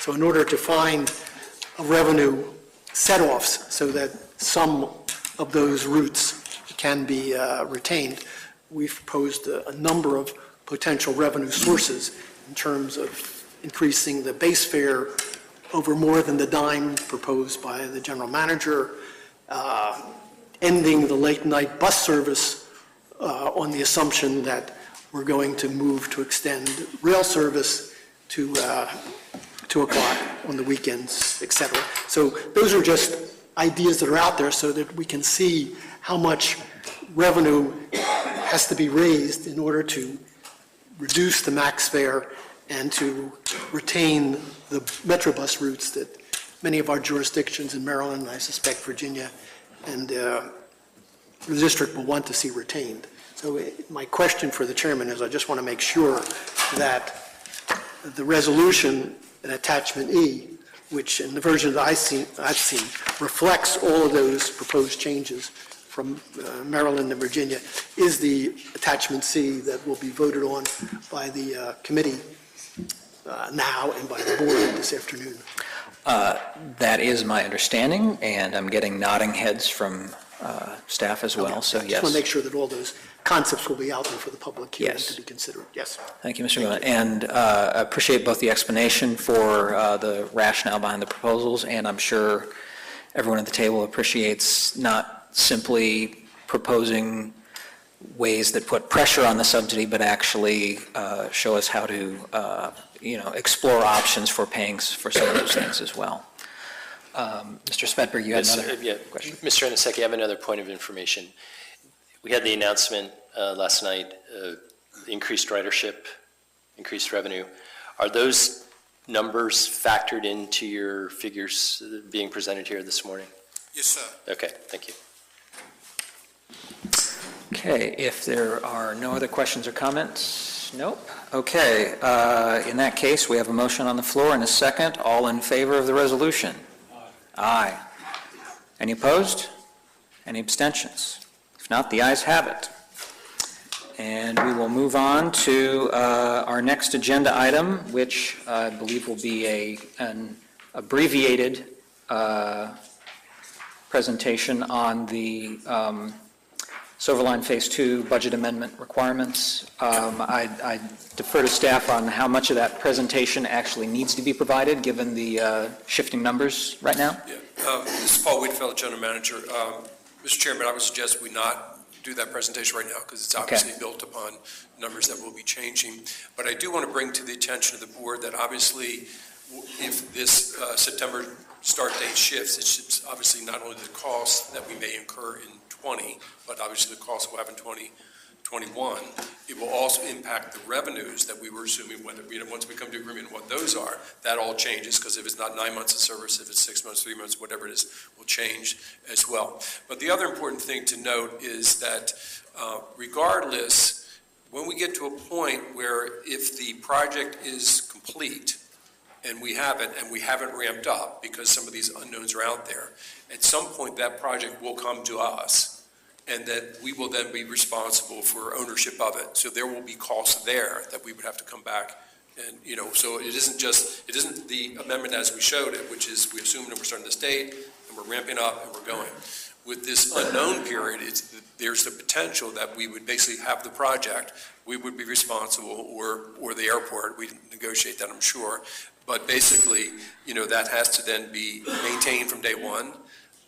You would have to obviously exercise different equipment. You'd have to secure the facilities. So there would be a cost there. So I just want to make sure that people do understand that if there's any lag between, the startup of this and the ownership of this, there is a cost associated with that.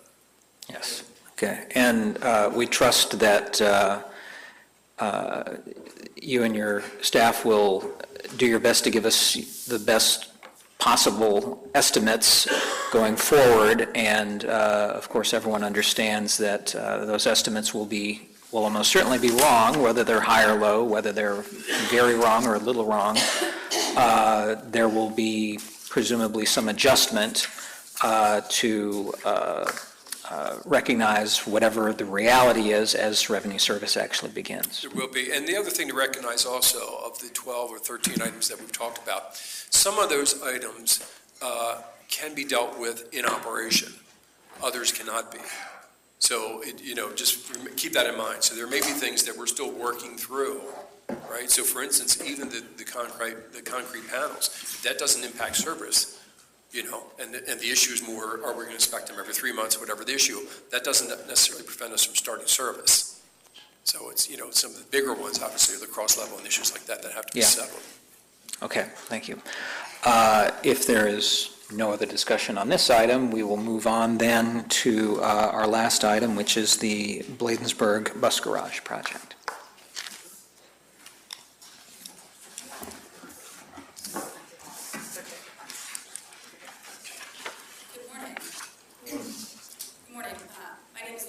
Executive Vice President for Capital Delivery. I'm here to present the Bladensburg Bus Garage rebuild.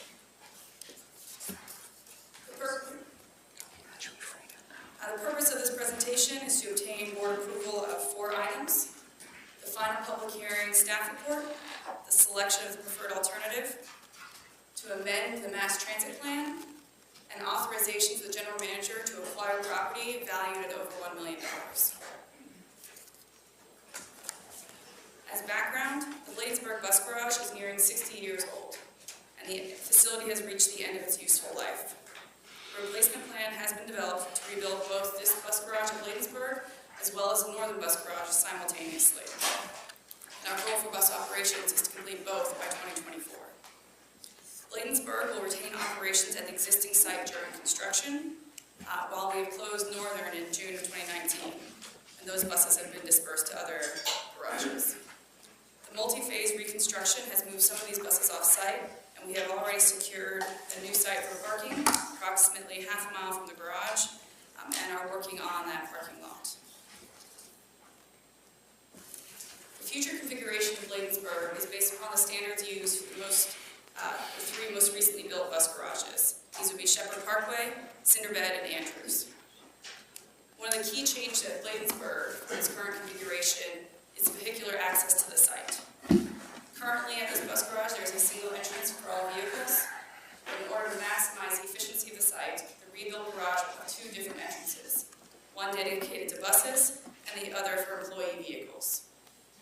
It is the relocation and the doubling of the number of entrances that has triggered the need to hold a public hearing.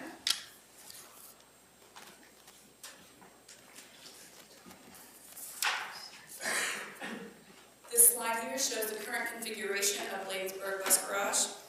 This is a bus operating division with 248 standard buses, 36 articulated buses, and also supports heavy overhaul and non-revenue repairs. The future configuration of Bladensburg Bus Garage is to simplify it down to an operating division only, with 200 standard buses and 100 articulated buses.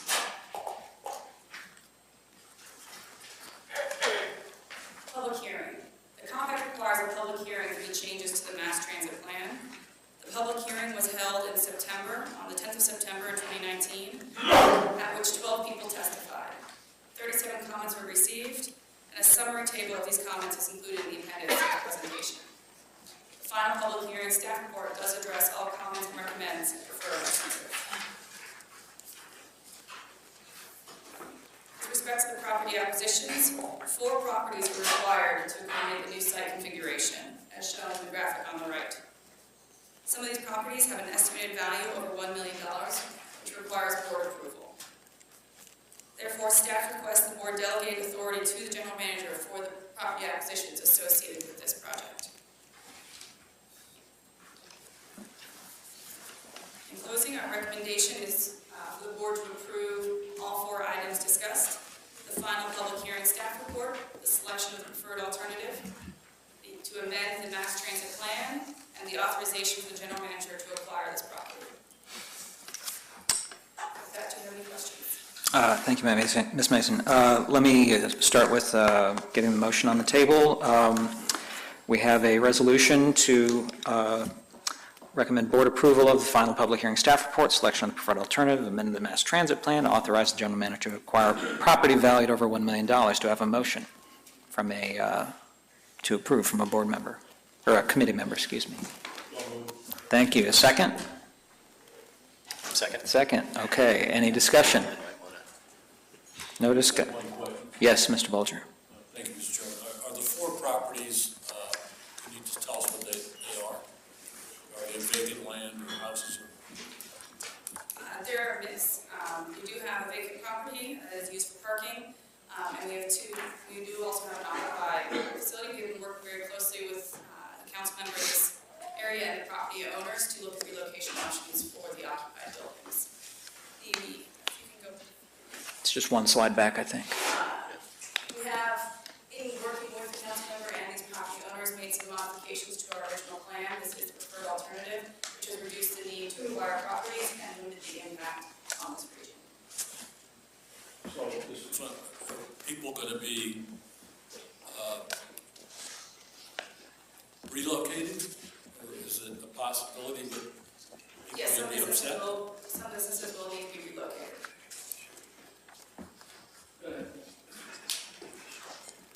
If there's no further discussion, all in favor of the motion? Aye. All opposed? Any abstentions? No, if not, the ayes have it. And that concludes the business of the committee. I will turn the gavel to Mr. Smedberg, who has a request for the board to meet in executive session.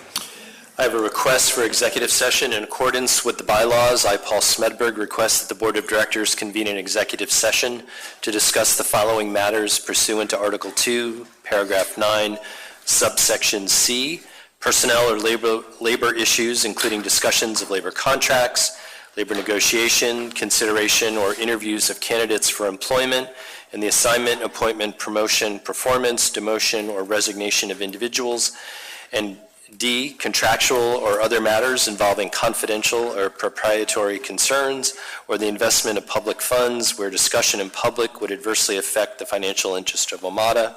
And G, disposition of WMATA property or acquisition of real property for WMATA purposes where discussion in public would adversely affect WMATA's negotiating or bargaining position. Is there a second? Second.